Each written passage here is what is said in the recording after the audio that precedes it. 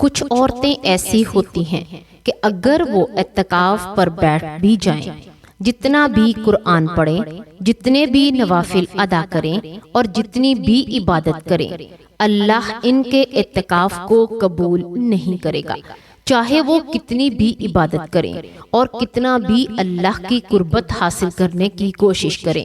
بعض عورتوں کے اعتکاف اللہ کے نزدیک قبول نہیں ہوتے۔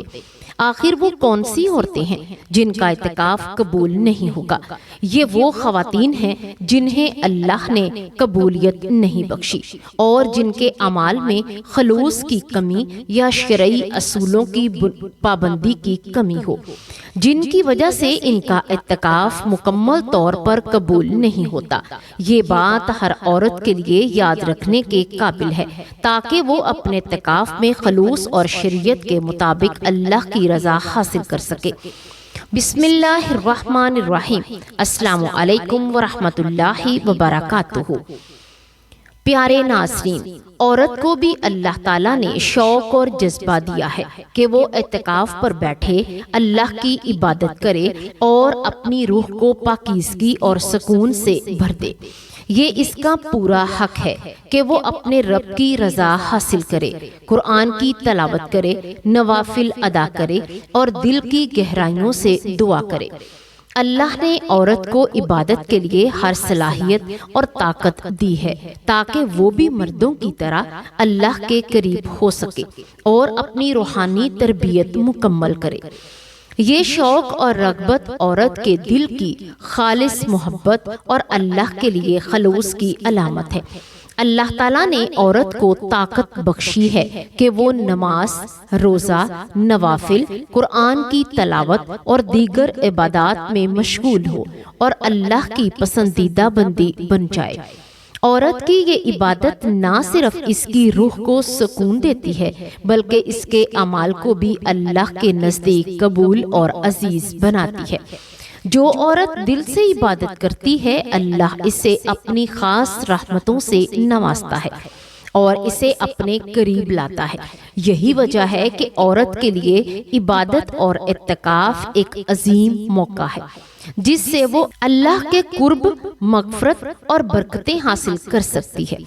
ایک واقعہ نبی پاک صلی اللہ علیہ وآلہ وسلم کی زندگی کا کہ آپ صلی اللہ علیہ وآلہ وسلم اور حضرت عائشہ رضی اللہ تعالی عنہ کی زندگی سے جڑا ہوا کہ وہ عورتوں کی نیکی، ادب اور حسن سلوک کی خوبصورت مثال پیش کرتا ہے۔ ایک دن نبی کریم صلی اللہ علیہ وآلہ وسلم گھر پر سوئے ہوئے تھے اور حضرت عائشہ صدیقہ رضی اللہ تعالی عنہا اپنے گھر کے کاموں میں مصروف تھیں۔ اچانک دروازے پر دستک ہوئی اور ایک عورت داخل ہوئی۔ اس نے کہا، میں نے محمد صلی اللہ علیہ وآلہ وسلم سے بات کرنی ہے۔ حضرت عائشہ نے ادب اور نرمی سے جواب دیا، جی ہاں حضور یہاں ہیں، لیکن ابھی سوئے ہیں۔ یہ بات محمد صلی اللہ علیہ وآلہ وسلم کے کانوں تک پہنچ گئی اور آپ فوراً اٹھے تاکہ مہمان عورت کا مناسب استقبال کر سکیں۔ آپ نے جلدی سے اپنے لباس اور وضع درست کی اور حضرت عائشہ رضی اللہ تعالی عنہا کے ساتھ مہمان کو خوش آمدید کہا۔ آپ نے اسے بٹھایا، کھانے پینے کی چیزیں پیش کی اور پوری توجہ اور احترام کے ساتھ اس سے گفتگو کی۔ نبی کریم صلی اللہ علیہ وآلہ وسلم کی یہ عادت ہمیشہ سے مہمان نوازی اور حسن اخلاق کی بہترین مثال رہی، اور حضرت عائشہ صدیقہ رضی اللہ تعالی عنہا بھی ہر وقت ادب اور نرمی کے ساتھ مہمانوں کے لیے موجود رہتی۔ جب وہ عورت چلی گئی تو حضرت عائشہ رضی اللہ تعالی عنہا نے نبی کریم صلی اللہ علیہ وآلہ وسلم سے پوچھا کہ یہ کون تھیں؟ تو آپ نے بتایا یہ حضرت خدیجہ رضی اللہ تعالی عنہا کی سہیلی تھی۔ اس واقعہ میں نہ صرف نبی کریم صلی اللہ علیہ وآلہ وسلم کی مہمان نوازی، احترام اور فوری خدمت کی مثال ہے، بلکہ یہ بھی ظاہر ہوتا ہے کہ حضرت عائشہ صدیقہ رضی اللہ تعالی عنہا جیسے عبادت گزار عورت بھی ادب، نرمی اور حسن سلوک کی بہترین نمونہ تھی۔ یہ واقعہ ہمیں یہ سبق دیتا ہے کہ اسلام میں عورت کی عبادت اور روحانی مقام کے ساتھ حسن سلوک، ادب اور مہمان نوازی بھی بڑی قدر رکھتی ہے۔ حضرت عائشہ رضی اللہ تعالی عنہا نے نہ صرف اپنے گھر کو عبادت اور نیکی کا مرکز بنایا بلکہ ہر وقت نیک اور شائستہ رویے کا مظاہرہ بھی کیا۔ اس کہانی سے یہ بھی واضح ہوتا ہے کہ نیکی اور عبادت صرف نماز اور روزے تک محدود نہیں، بلکہ ہر عمل، ہر رویہ اور ہر اخلاق سلوک بھی اللہ کے نزدیک عبادت کے مترادف ہو سکتا ہے، اور عورت اس میں بھی مردوں کے برابر ہے۔ اب بات کرتے ہیں ایک ایسی عورت کی جو اگر اعتکاف پر بیٹھ بھی جائے، یعنی اعتکاف بھی کرے، جتنا بھی قرآن پڑھے، جتنے بھی نوافل ادا کرے، جتنی بھی عبادت کرے، اللہ اس کا اعتکاف قبول نہیں کرے گا۔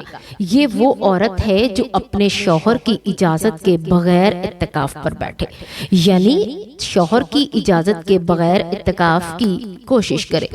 جی ہاں پیارے ناظرین، ایک ایسی عورت جو اپنے شوہر کی اجازت کے بغیر یا جب شوہر نے اجازت نہیں دی اعتکاف پر بیٹھنے کی، یعنی شوہر چاہتا ہے کہ اس کی بیوی اعتکاف کرے یا نہ کرے، پھر بھی وہ اپنے شوہر کے خلاف جا کر اعتکاف کرتی ہے تو اللہ کو راضی کرنے کے لیے، تو یہ بات بھی یاد رکھیں کہ اس کا اعتکاف قبول نہیں ہوگا، کیونکہ وہ عورت جس کے شوہر کی رضا نہ ہو تو اللہ بھی اس سے راضی نہیں ہوتا۔ شوہر کو راضی کرنا ہر صورت لازمی ہے، اور اسلام میں یہ بہت بڑی حکمت اور محبت کی نشانی ہے کہ شادی شدہ عورت کے عبادتی اعمال میں بھی شوہر کی اجازت اور رضا کو مد نظر رکھا جائے۔ یہ نہ صرف ازدواجی تعلق کو مضبوط کرتا ہے بلکہ اللہ کے سامنے بھی اس کے اعمال کو قابل قبول بناتا ہے، کیونکہ جو عورت اپنے شوہر کی خوشنودی کے بغیر اعتکاف پر بیٹھ جائے، اس کی عبادت میں خلل آ جاتا ہے اور وہ اللہ کے قریب ہونے کے مقصد کو حاصل نہیں کر پاتی۔ ہم تمام بہنوں کو چاہیے کہ سب سے پہلے اپنے شوہر کی قدر کریں اور ان کی خدمت کریں اور ہر عمل میں ان کی رضا کو مد نظر رکھیں۔ اگر ہم اعتکاف یا کسی اور عبادت کے لیے ارادہ کریں تو پہلے اپنے شوہر سے اجازت اور مشورہ ضرور کریں، کیونکہ اللہ کی رضا حاصل کرنے کے لیے شوہر کو راضی کرنا ہر صورت ضروری ہے۔ اس بات کا خیال رکھیں تو ہم نیک عورتیں بن سکتی ہیں، اچھی اور با اخلاق بن سکتی ہیں، اور اپنی زندگی میں پیارے نبی صلی اللہ علیہ وآلہ وسلم کی سنت اور اللہ تعالیٰ کی اطاعت کے مطابق عمل کر سکتی ہیں۔ شوہر کی رضا، عبادت میں خلوص اور اللہ کی قربت کو ملانے سے ہماری عبادت قبول ہوتی ہے اور ہم اللہ کی پسندیدہ بندی کے مقام تک پہنچ سکتی ہیں۔ سبحان اللہ۔ اللہ تبارک و تعالیٰ سے دعا ہے کہ اللہ تبارک و تعالیٰ ہمیں دین کو مکمل سمجھنے، اس پر عمل کرنے کی توفیق عطا فرمائے۔ اللہ تبارک و تعالیٰ ہمیں قرآن و سنت کے مطابق زندگی بسر کرنے کی توفیق دے۔